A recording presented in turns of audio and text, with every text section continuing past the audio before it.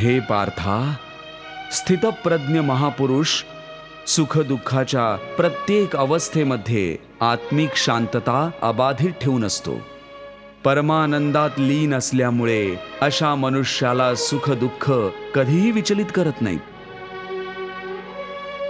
अशा स्थितप्रज्ञ मनुष्याचं मन त्या दिव्याप्रमाणे असतं, ज्याची ज्योत स्थिर असते, कधीही डोलत नाही.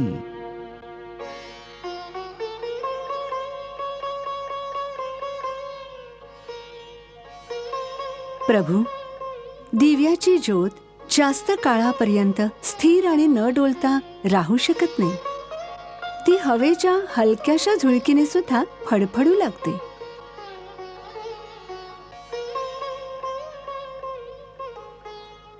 हो देवी पार्वती, प्रभू श्रीकृष्ण हेच तर समजावतायत की मनुष्याचं मन कामनांच्या वादळात ठेवलेल्या त्या दिव्यासारखंच असतं.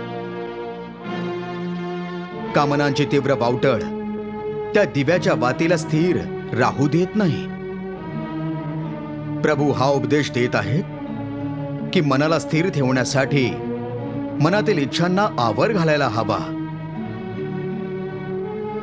जर इच्छांना आवर घातला नाही ना, तर एका इच्छेतून दुसरी, मग दुसरीतून तिसरी कामना जन्म घेत राहते आणि हे चक्र कधीही थांबत नाही. जसं जेव्हा एखाद्या व्यक्तीकडे घर नसतं, तेव्हा तो मनुष्य एका झोपडीची कामना करत असतो.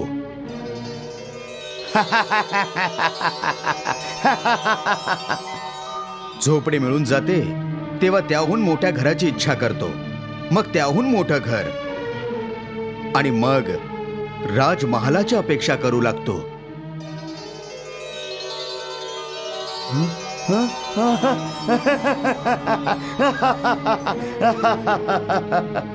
त्याची एकच कामना विराट रूप धारण करून वाढतच राहते. तर मग मनुष्य या इच्छांना कसा आवर घालू शकतो? याचा योग्य आणि सरळ उपाय हा आहे की मनुष्याने मनात संतोष निर्माण करावा.